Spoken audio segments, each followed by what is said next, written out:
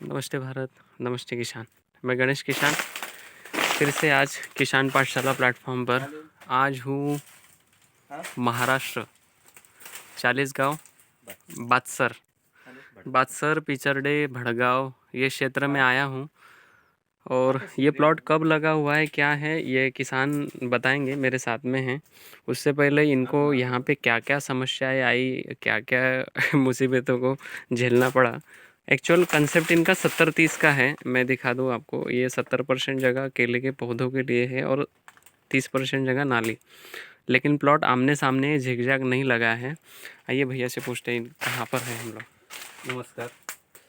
ये केले का पौधा पिछले साल को 22 दिसंबर को लगाया हुआ है और शुरुआत में सेटिंग को ज़्यादा सर्दी होने की वजह से सेटिंग में थोड़ा प्रॉब्लम आया, लेकिन सेटिंग होने के बाद हमने जैसे तैसे इसको आगे बढ़ाया तो गर्मी ने परेशानी किया। तो इसको गर्मी से बचाने के लिए हमने धैचा के पौधों का इस्तेमाल किया था।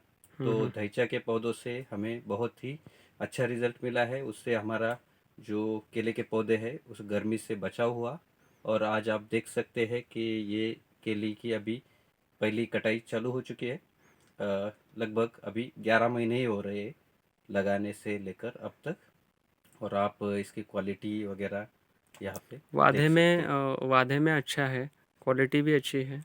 और इतना मतलब समस्या से जूझने के बाद भी क्यों क्वालिटी वगैरह अच्छी है। थोड़ा सा और मैं दिखा दूँ आपको, ये जो बंचेस है अपने आप में एकदम बढ़िया सिम्टम और नीचे तक लंबाई।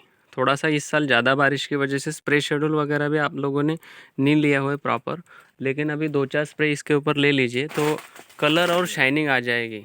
मतलब मुझे जैसे इन्होंने बताया कि परिस्थिति ऐसी थी कि उस समय प्लॉट को या तो आपकी जगह पे दूसरा व्यक्ति होता तो रोटावेटर या फिर दूसरी फसल लगा देता, बराबर। लेकिन हर बार टच में रहना, अभी मैंने तो आपको देखा भी नहीं और शायद फ़ोन पे बात होती है, आपने बोला इसलिए मैं मुझे समझ में आया कि यहाँ पे पौधा भी है और आप लोग हर बार बात करते हो, तो ऐसा मिसअंडरस्टैंडिंग हो जाता है। क्योंकि फ़ोन पे बात करना और मिलना, अभी इनसे मुलाकात भी हुई थी और इनको देखा भी है। पिछली बार आपका यहाँ पे आए भी थे बातसर में बलराम भैया आए थे। बलराम भैया ने बड़ा प्रोजेक्ट लिया था प्रोग्राम लिया था। तो उस वक्त हमें भी ज्वाइन होना था, कुछ समस्याएं होती हर बार, मतलब होता है। लेकिन अच्छा है आपकी मेहनत। अभी इसमें रटून लेना है और रटून बढ़िया तरीके से लेंगे। आपने वैसे भी बेबी को कट नहीं किया है। अभी जैसे ही पूरा 40 से 50% फ्लावरिंग कट होकर जाता है तो कंटिन्यूटी में तो हो, आप मेरे से कांटेक्ट करते हो तो मैं बताऊंगा कि नंबर ऑफ बेबी कौन सा आपको रखना है इसमें से, ठीक है। अभी इसका कटिंग नहीं करना है, मैं बताऊंगा। अभी रखना कब है, फरवरी मार्च में कब रखना है मैं बताऊंगा। इसकी थोड़ा सी नहीं रख सकते क्या? अभी रख ही दिया है, मतलब समझ लो। लेकिन कट नहीं करना है, मैं बताऊंगा कि कौन सा बेबी आपको सिलेक्शन के लिए क्या है।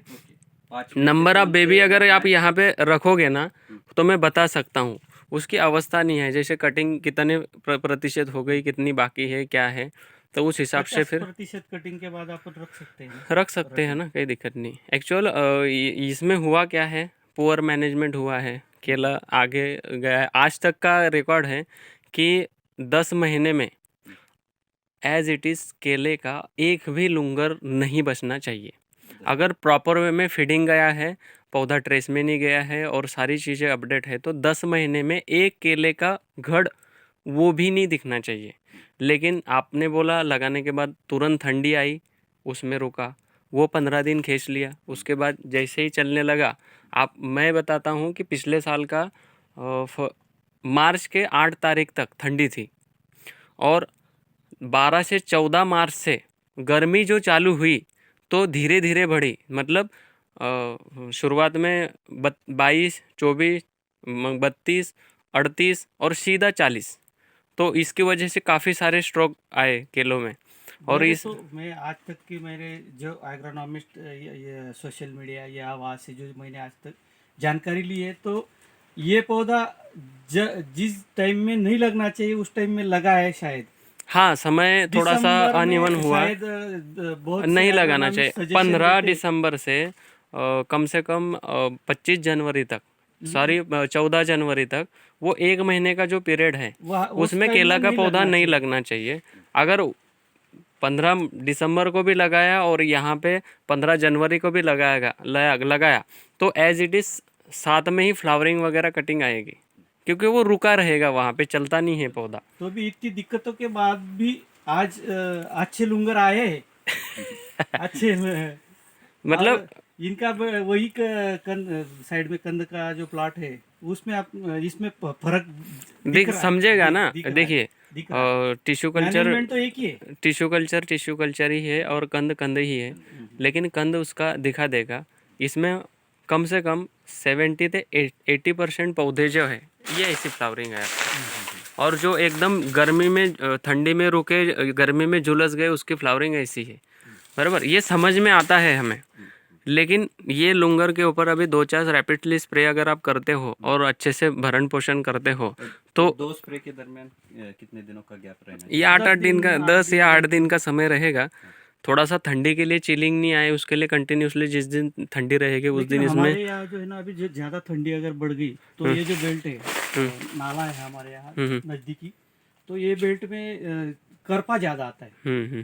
तो लुंगर कितना भी अच्छा हो लेकिन करपे से अगर पत्ते बचे ही नहीं तो इसके वो लिए भरण पोषण से पहले पक जाएगा, ये सारी हाँ, चीजें हाँ, वो रहेगी। तो पक ही जाता है। बस तो इसके लिए नीचे से अभी कली का चूना वगैरह देकर इसको एक भी दे शॉक सकते दे दो। हाँ, दे सकते हो, कोई दिक्कत नहीं, क्योंकि देखो आपके खेत में काई जमी हुई है, ये पानी का जो क्षेत्र है ना यहाँ पे, ये तो रुका ही पड़ा हुआ था पौधा। नहीं, इनका क्षेत्र जो है इसमें पानी जमा ही रहता है, हम्म। तो भी इसमें वो केली लगाकर बढ़िया निकालते निकालते। ये अपडेट है ना, ये मतलब हर समय बात कर पूछना। इसको रोकने के लिए क्या कर सकते हैं अभी इसी वक्त? काई के लिए जैसे ये काई जो है ना, इसमें चूने का ट्रीटमेंट कर लो, 1000 पौधों के लिए 2 किलो। उसके बाद एसिड ट्रीटमेंट कर लो। एसिड ट्रीटमेंट मैं एक शेड्यूल दे दूंगा आपको, वो जो शेड्यूल चूना है वो कलर के लिए यूज करते हैं। ये कली का चूना आता है, मोटे खड़े आते हैं, पानी में डालने के बाद ये उबली बनाता है। ये कली का चूना लेना है आपको, है ना। खड़े जो जिसके हाँ खड़े आते हाँ, वो कली का चूना, वो पानी में डालने के बाद घर लाइम वाटर हाँ। और ये अगर तोड़ना है, इसको अगर ख़त्म करना है, तो इसके लिए फॉस्फेरिक एसिड का प्रयोग करो। तो अभी इस स्टेज में कर सकते हैं। फॉस्फेरिक एसिड ये जाने के लिए, जैसे ये काई नहीं जा रही है ना, इसके ऊपर अगर उसका स्प्रे कर दिया 15 लीटर पानी में 70 से 80 ml लेकर खाली इसके ऊपर स्प्रे कर दिया तो ये खत्म हो जाएगा। मेरी जानकारी अनुसार ये अगर दिख रहा है और ये अगर कंटिन्यू रहा तो पौधे उखड़ते हैं। अब जड़ें नहीं चलेगी ना, जड़ें काली होगी तो इसके कंटिन्यूसली। लिए क्या करना है? वही तो मैं बोल रहा हूँ कि इसके ऊपर फॉस्फेरिक एसिड का स्प्रे कर दो, ये ऐसे का ऐसा, तो ये उसको खत्म कर देगा। ब्लीचिंग ट्रीटमेंट का भी ब्लीचिंग वगैरह भी कर सकते हो, लेकिन ब्लीचिंग के पहले इसके ऊपर फॉस्फेरिक एसिड का स्प्रे कर दो। बाद में आपका चूना वगैरह करो पहले तो जड़ों को चटका देने के लिए, उसके बाद में लगे कि जहाँ चोकिंग या कुछ रुक रहा है, क्योंकि अभी ये मोटा मोटी मेरे हिसाब से पूरा बाहर निकल गया है। मिनिमम 2% या 5% तो ये सब खत्म हो गया है। निकलने के लिए अभी कुछ नहीं है। अगर ब्लीचिंग पाउडर ट्रीटमेंट इसलिए थी, अगर चोकिंग हो रहा है, कुछ हो रहा है, तो उसको पहले मैं ब्लीचिंग पाउडर दिलाता, उसके बाद में फिर आपको चूने की, फिर वो एक स्टेज वाइज देता। लेकिन अभी मेरे हिसाब से इसमें ब्लीचिंग पाउडर देने की उतनी कोई आवश्यकता नहीं है। ठीक है, ओके।